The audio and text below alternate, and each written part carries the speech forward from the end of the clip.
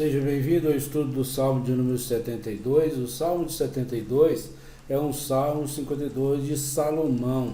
É um Salmo de Salomão, certo? Vamos ao texto bíblico. O título é O Rei Justo. Vamos ao texto bíblico. Reveste a tua justiça, ó Rei, ó Deus, o Filho do Rei, da tua retidão, para que ele julgue com retidão e com justiça os teus que sofrem opressão. Que os montes tragam prosperidade ao povo e as colinas o fruto da justiça. Defenda ele os oprimidos entre o povo e liberte os filhos dos pobres, esmague ele o opressor. Que ele perdure como o sol e como a lua por todas as gerações. Seja ele como chuva sobre uma lavoura ceifada, como aguaceiro que regam a terra. Floresçam os justos nos dias do rei e haja grande prosperidade enquanto durar a lua. Governe ele de mar a mar e desde o rio Eufrates até os confins da terra. Inclinem-se diante deles as tribos do deserto e os seus inimigos lambam o pó. Que os reis de Tarsis e das regiões litorâneas lhe tragam tributos. Os reis de Sabá e de Seba lhes ofereçam presentes. Inclinem-se diante dele todos os reis e sirvam-no todas as nações, pois ele liberta os pobres que pedem socorro, os oprimidos que não têm quem os ajude. Ele se compadece dos fracos e dos pobres, e os salva da morte. Ele os resgata da opressão e da violência, pois aos seus olhos a vida deles é preciosa. Tenha o rei vida longa, receba ele o ouro de Sabá, que se ore por ele continuamente e todo dia se invoquem bênçãos sobre ele. Haja fartura de trigo por toda a terra, ondulando no alto dos montes. Floresçam os seus frutos como os do Líbano e cresçam as cidades como as plantas no campo. Permaneça para sempre o seu nome e dure a sua fama enquanto o sol brilhar. Sejam abençoadas todas as nações por meio dele e que elas o chamem bendito. Bendito seja o Senhor Deus, o Deus de Israel, o único que realiza feitos maravilhosos. Bendita seja o seu glorioso nome para sempre. Enche-se de toda a terra da sua glória. Amém e amém.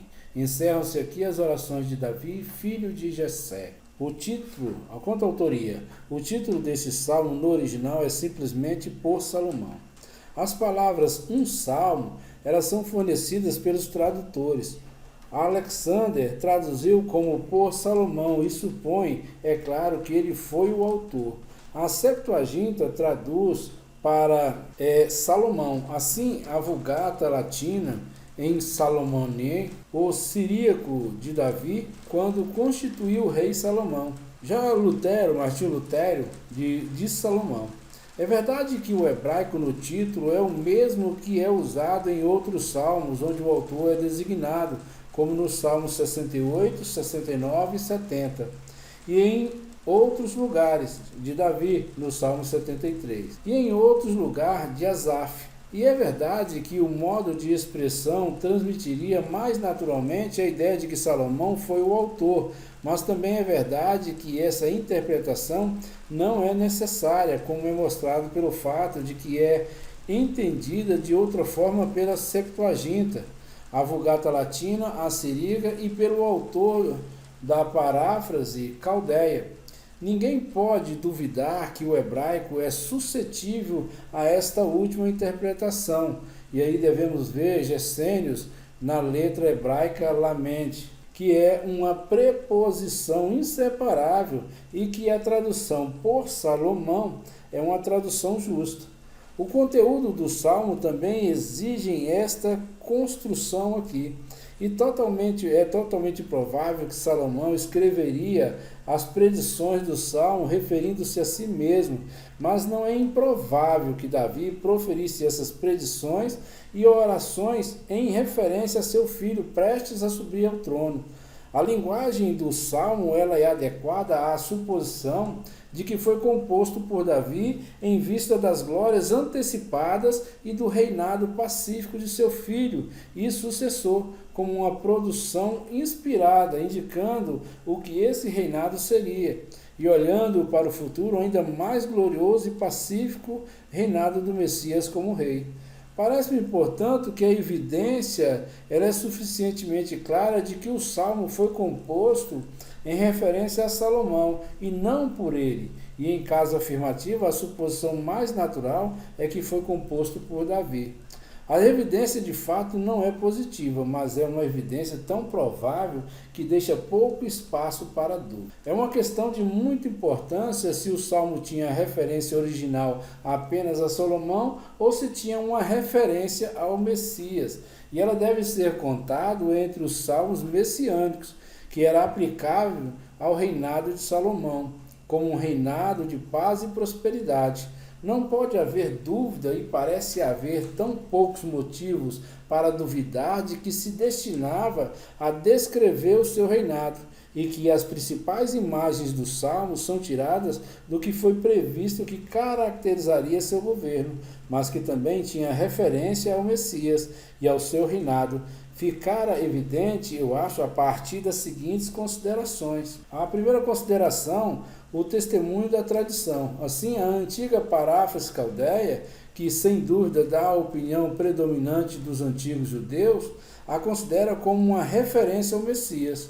O primeiro versículo do Salmo é assim traduzido nessa paráfrase: ó Deus, dá o conhecimento dos teus julgamentos ao rei, o Messias, e a tua justiça aos filhos de Davi, o rei. Os escritores judeus, eles mais antigos, de acordo com Scotting, concordaram em aplicá-la ao Messias.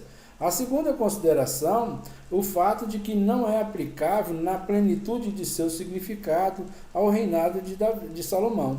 É verdade que o Salmo ele descreve as características gerais daquele reinado como de paz e prosperidade, mas também é verdade, como se verá no decorrer da explicação do Salmo, que há passagens nele que não podem ser bem aplicadas a ele, ou que têm uma plenitude de significado, uma amplitude de significado, que requer uma aplicação a algum outro estado de coisas, que não aquele que ocorreu sob o seu governo.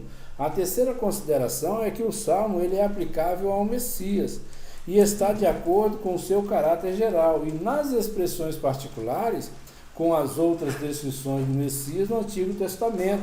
Comparamos assim o Salmo 72, do versículo 2, 4, com Isaías capítulo 1, 11, versículo 4. E o Salmo 72, do versículo 3, com Isaías 9, versículo 6. E o versículo 5 com Isaías 9, 7. E podemos ver também o Salmo 72, versículo 8, 11 e 17. A quarta consideração, pode-se acrescentar que esta interpretação está de acordo com o estilo predominante do Antigo Testamento. Ninguém pode duvidar, por mais que o fato possa ser explicado, que os escritores do Antigo Testamento realmente esperavam por um personagem notável que iria aparecer no futuro, quer a realidade da inspiração dos profetas seja admitida ou negada, eles de alguma forma conceberam essa noção.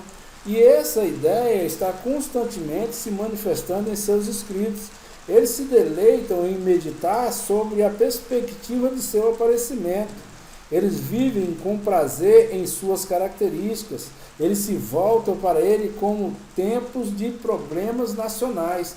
Eles antecipam a libertação final somente sobre ele. Eles o descrevem como vestido de magnificência real. Eles o exaltam ao mais alto nível. Eles o representam como mais belo em caráter e mais poderoso em poder. Eles se aplicam a ele os nomes mais exaltados: Padre, Profeta, Príncipe, Rei, Guerreiro, Anjo, Deus. Não nos surpreendamos ao descobrir que os escritores sagrados recorrem a essa ideia em qualquer momento, seja qual for o assunto sobre o qual estejam escrevendo. E pensar no Antigo Testamento sem um Messias seria o mesmo que pensar na Ilíada sem Aquiles, ou a Eneida sem Enéas, ou a Hamlet sem Hamlet. É para aqueles que negam a inspiração dos profetas explicar como essa ideia surgiu em suas mentes. Eles não podem negar o fato de que estava lá. Talvez não haja nenhuma parte do Antigo Testamento onde isso seja mais manifesto do que no Salmo que está diante de nós. ele traz todas as marcas de ter sido composto sob a influência de tal ideia. Quanto ao conteúdo, o Salmo consiste em duas partes. A primeira parte é uma descrição do reinado do rei, o Messias. Este reinado, ele seria, primeiro, um reino de justiça. A justiça seria feita a todos. Os pobres e oprimidos seriam protegidos, a prosperidade atenderia o justo, todo o curso da administração seria a favor da virtude da religião. Está aí do versículo 1 ao versículo 7. Do versículo 8 ao versículo 11, esse salmo ele consiste, a segunda parte, o reinado seria universal. O rei teria domínio de mar a mar. Príncipes estrangeiros mandariam presentes para ele. Todos os reis se prostrariam diante dele e todas as nações o serviriam. A terceira parte, do versículo 12 ao 14, seria um reinado de benevolência. Um reinado que teria consideração especial pelos pobres, os necessitados e os oprimidos. E a quarta parte, que vai do versículo 15 ao 17, seria perpétuo. Iria se espalhar para longe e durar para sempre. E durar para sempre. E a segunda parte do conteúdo desse salmo é a doxologia, que vai do versículo 18 ao 19. Uma doxologia eminentemente apropriada em vista das futuras glórias do rei do Messias, reinado do Messias. Por tal reino, por tal reinado de glória e beneficência, por tal misericórdia mostrada à humanidade, na perspectiva de estabelecer tal domínio. Era adequado que o coração se enchesse de adoração e os lábios derramassem bênçãos no nome de Deus. E um pós-escrito é adicionado ao Salmo, certo? No versículo 20, sugerindo que este foi o encerramento da coleção de salmos atribuídos a Davi.